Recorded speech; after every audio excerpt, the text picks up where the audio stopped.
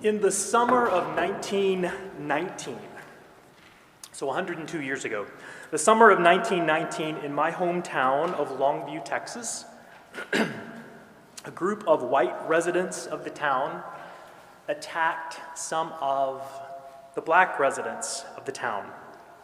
The white men, and as far as I know, they were all only men, killed one black man, and they burned several homes and businesses owned by their black neighbors.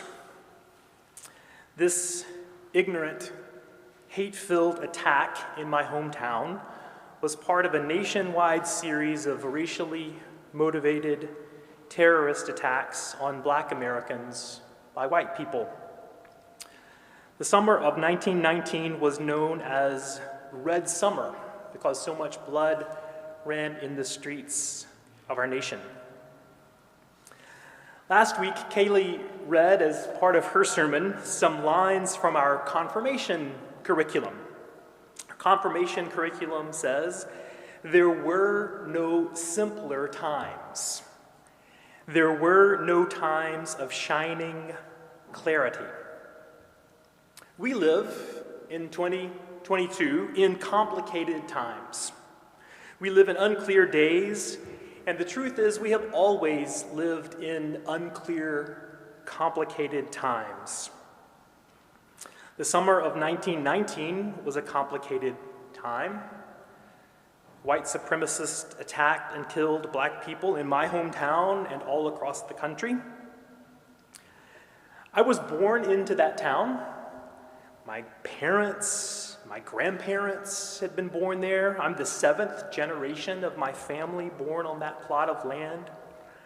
I went to public schools there. We went to church every Sunday.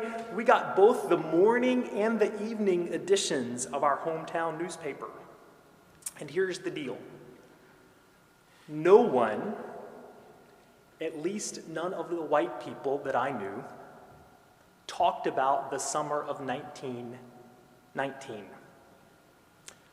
No one talked, at least the white people didn't, about white racists killing their neighbors. So let me talk a minute, we'll come back to that, but let me talk a minute about this story from the Bible. The book of Acts, as Jan said when she read it, tells the story of some of the early Christians. It tells the story of the Apostle Paul and some of his missionary journeys around the Mediterranean Sea. And it tells the story of some of their arguments, as Jan said. In Acts chapter 15, Paul and his partner Barnabas are about to head off on a trip. Barnabas says, "Let's take our other friend, John Mark."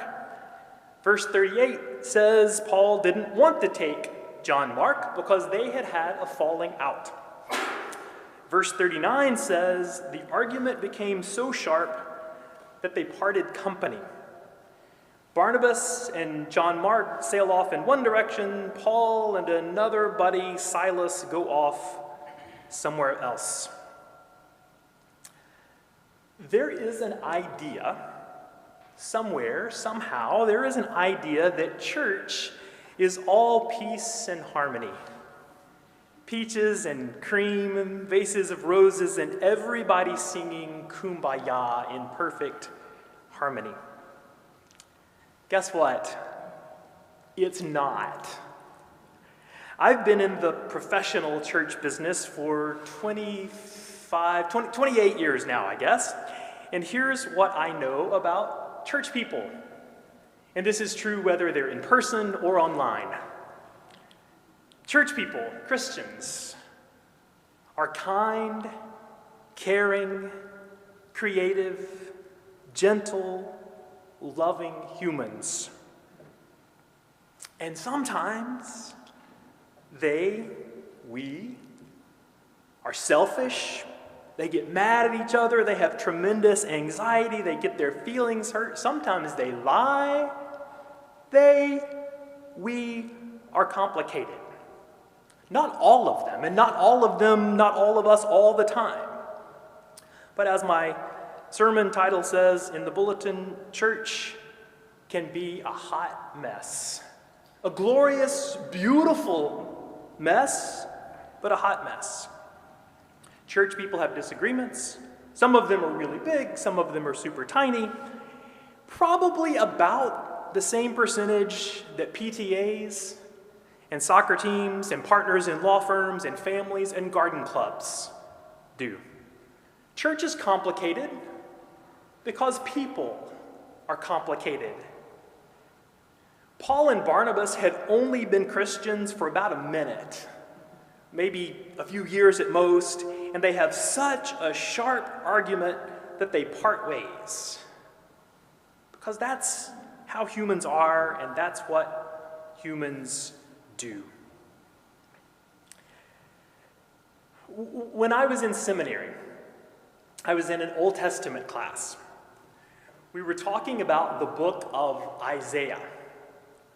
Bruce Epperly, one of our church members, is leading a study these days about the book of Isaiah. It's really 3 books. That's another story. We were talking about Hebrew words in chapter 7 of Isaiah, where it says, "Behold, a young woman shall conceive." And our professor explained to us that that's what the Hebrew says. Isaiah was written in Hebrew. That's what it says in Hebrew. "Behold, a young woman shall conceive." And our professor explained to us that's what the Hebrew says. And then maybe 500 years after it was written in Hebrew, Isaiah was translated into Greek because that's the language people were speaking all around the Mediterranean Sea. So they translated Isaiah into Greek, and the translators changed it in Greek to say, "Behold, a virgin shall conceive." And then another 200 or 300 years after that, when Luke was writing his gospel about the life of Jesus and talking about the birth of Jesus, he borrowed that phrase from Isaiah to describe Mary, and he borrowed it from the Greek mistranslation and said that Mary was a virgin. That's not what the original prophet said at all. Isaiah said, "A young woman shall conceive."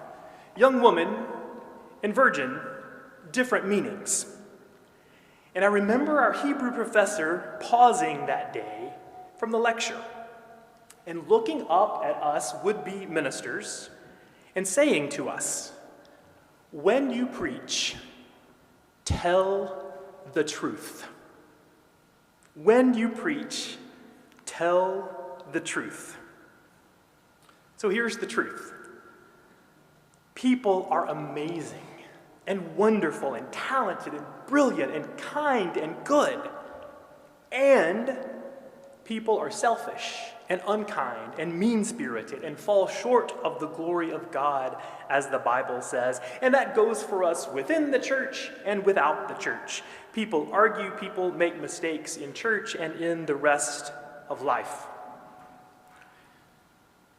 So let me return to race and racism and our communal, national, social life. In the summer of 1919, as I said, there was a series of racialized terrorist events that mostly nobody talked about. Fast forward 102 years, and here we are in our century.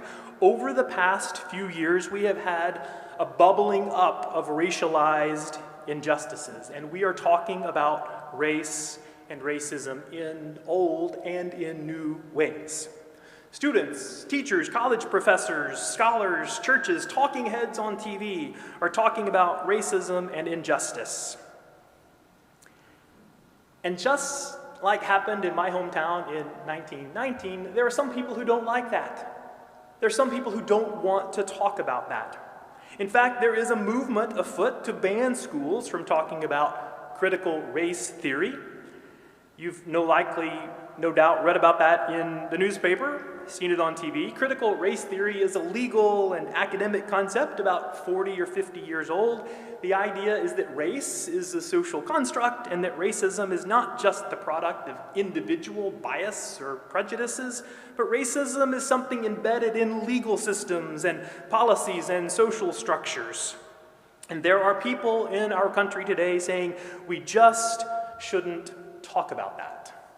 In fact, there is a movement afoot among some state legislators and perhaps some of our federal elected officials as well, and some local school boards to ban not only the theory of critical race studies, but to ban certain words. For instance, in Wisconsin, of all places, other states as well, but in Wisconsin, a state legislator introduced an amendment saying that teachers cannot use the following words in public school classrooms. Teachers, this legislator said, cannot use the following words: whiteness, white supremacy, structural bias, structural racism, systemic bias, systemic racism, equity, multiculturalism, patriarchy, social justice, cultural awareness, and abolitionist teaching. A legislator in Wisconsin wanted to ban the phrase abolitionist teaching in Wisconsin, a state that sent more than 90,000 soldiers to fight for abolition with the Union Army in the Civil War. Don't use those words in classrooms, that state delegate said.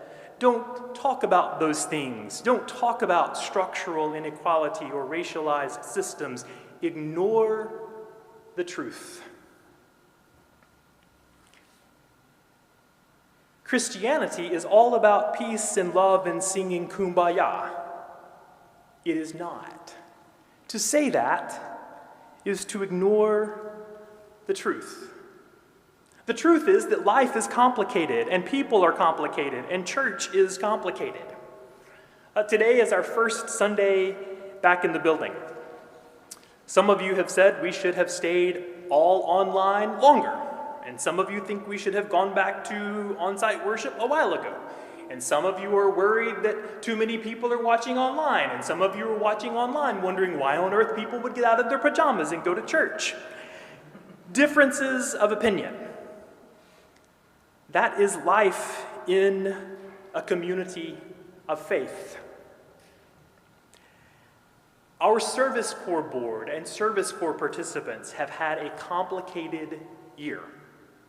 The pandemic, anxieties, teleworking, housing for our interns, various needs. It has not been an easy year for our Service Corps.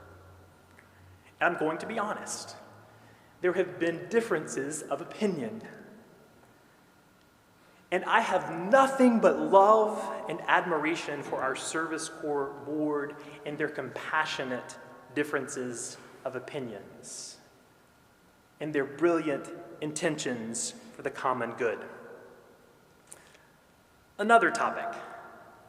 Our Middle East Committee is sponsoring a preaching competition for seminary students about the Just Peace resolution that the United Church of Christ General Synod passed last year.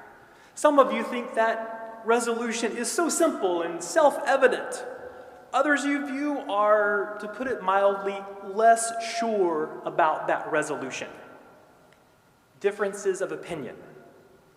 Life together in a community of faith. For several weeks, Kaylee and I are preaching sermons that parallel our confirmation class curriculum, helping those of us who are post-confirmation know what our teenagers are discussing and helping us think again about what it means to be a Christian, what it means to be a church member, what it means to be part of a community of faith. To be part of a church, to be part of God's beautiful world, to be part of this fabulous, fearsome community of faith means that sometimes things are unclear, and sometimes things are very complicated, and sometimes life is flawed, and we live in this magnificent, rich, glorious community that is part of God's splendid creation. When you preach, my Old Testament professor said, tell the truth. And friends, that is the truth. Life is complicated. This nation has a nasty, racist past. And we must address that past and that pain with honesty if we want to transform it. And this church and all churches are imperfectly perfect. And we must name that if we want to fully know ourselves. Here's some more truth. I'm grateful to be part of this congregation that wrestles with difficult issues. Boards and committee members with various ideas on global matters of peace and justice that are complicated, and on local matters of how we live with each other. I am grateful to be part of a community of faith that is willing to admit difficulty.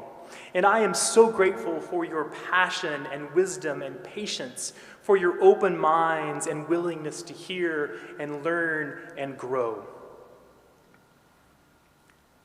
I'm also grateful because you do that as people who seek spirit, truth, and love.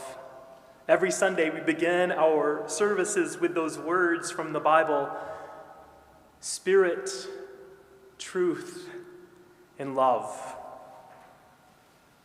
I think the people of this church crave spirit, truth, and love. We long for beauty and justice and holy mystery. And here's the truth. We need to talk about that as well. Sometimes it's easy to get caught up in talking about the news and the things we are against. We also need to talk about the things we are for, the things that animate us and fill our souls, the things that cause us to yearn and crave goodness in the world. Spirit, truth, love, beauty, justice, holy mystery, those must be our vocabulary, even amid the complications.